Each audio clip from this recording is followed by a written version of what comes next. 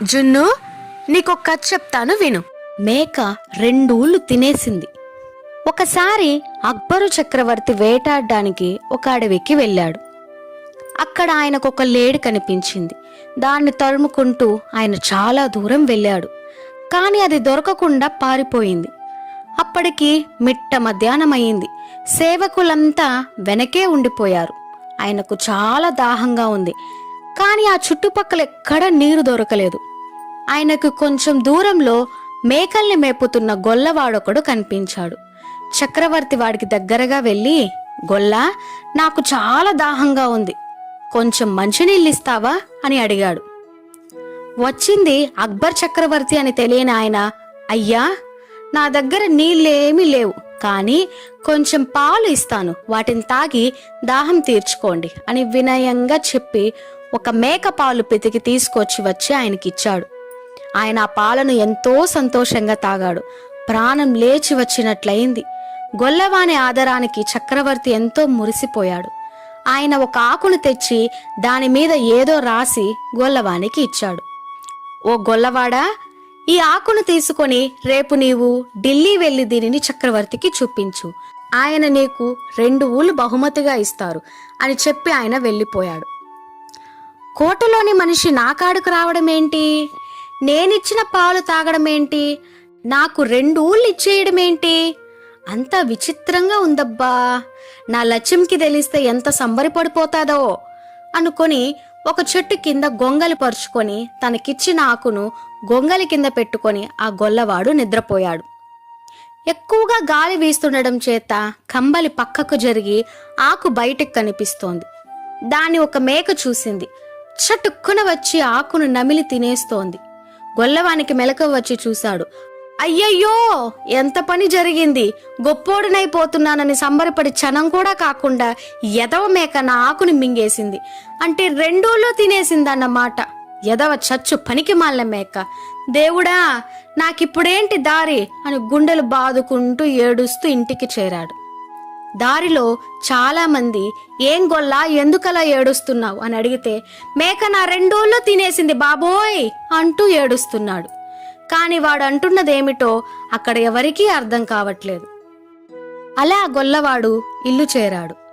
ఇంటికొచ్చిన భర్త ఎందుకు ఏడుస్తున్నాడో కారణం తెలియక అతని భార్య అతన్ని కర్ణం గారి దగ్గరకు తీసుకెళ్ళింది.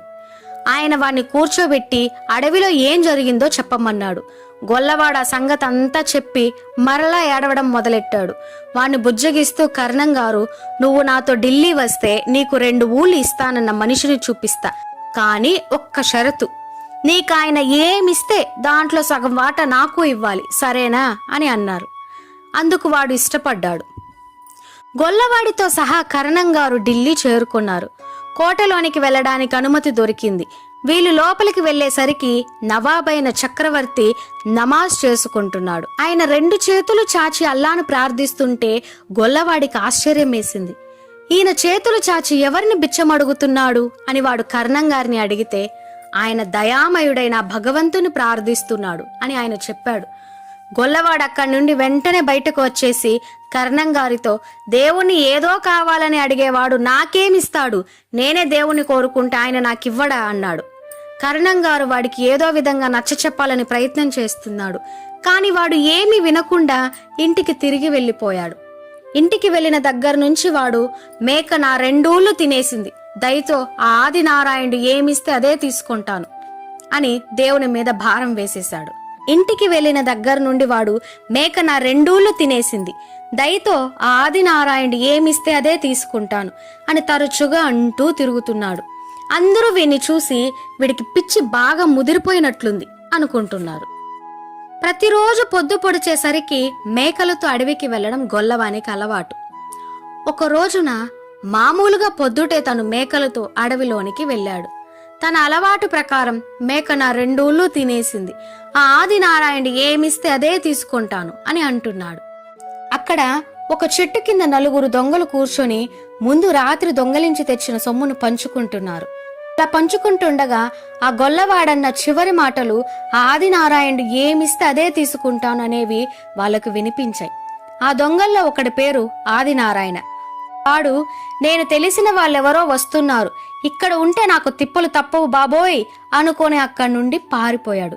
మిగతా వాళ్ళు కూడా ఎవరో తమను పట్టుకోవడానికి వస్తున్నారు అనుకొని ఆ సొమ్మునంతా అక్కడే వదిలేసి పారిపోయారు. వాళ్ళెందుకు పారిపోతున్నారో తెలియక గొల్లవాడు ఆ చెట్టు దగ్గరకు వచ్చాడు. అక్కడ బంగారు కాసులు, నగలు, డబ్బు కుప్పలుగా పెట్టి ఉన్నాయి. ఇదేదో దొంగ సొమ్ము, ఇది నా దగ్గర ఉండకూడదు, దీని చక్రవర్తికి అప్పచెప్తాను అనుకొని గొల్లవాడు ఆ సొమ్మునంతా తీసి ఒక గోతులో దాచిపెట్టాడు. కరణంగారు ఢిల్లీ తీసుకెళ్లిన దారి గుర్తుంది. దాని ప్రకారం వాడు ఢిల్లీ చేరుకున్నాడు. వాడికి చదువు రాదు.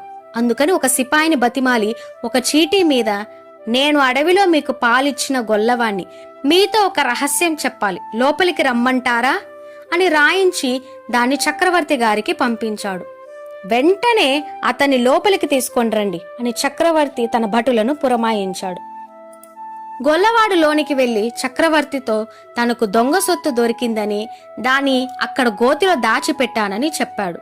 కాని చక్రవర్తి అతని మాటలు నమ్మలేదు. ఆయన గొల్లవాడు చెప్పిన గుర్తుల ప్రకారం తన సేవకుల్ని అడవిలోనికి పంపించాడు. వాళ్ళు వెళ్లి అక్కడ దాచి ఉంచిన సొమ్మంతా మోసుకువచ్చి చక్రవర్తి ఎదుట పోశారు. చక్రవర్తి వాడి నిజాయితీకి చాలా సంతోషించాడు. దొరికిన సొమ్ము ఎవరికి చెందిందో తెలుసుకొని ఆయన వాళ్లకు ఇప్పించాడు. చక్రవర్తి ఇదివరలో 2 ఊళ్ళు ఇస్తానంటే వచ్చి తీసుకొని గొల్లవాడితడే. అందుకే చక్రవర్తి అతని న్యాయబుద్ధికి సంతోషించి ఇప్పుడు 5 గ్రామాలను బహుమతిగా ఇచ్చి గౌరవించాడు. అర్థమైందిగా జున్ను, మనం చేసిన కర్మ మంచిదైతే ఎప్పటికైనా మనకు ప్రతిఫలం దొరుకుతుంది. ఈ కథ గనక మీకు నచ్చితే ఒక్క లైక్ ఇవ్వండి. ఇలాంటి మరెన్నో వీడియోస్ కోసం వెంటనే మన ఛానల్ని సబ్స్క్రైబ్ చేసుకోండి.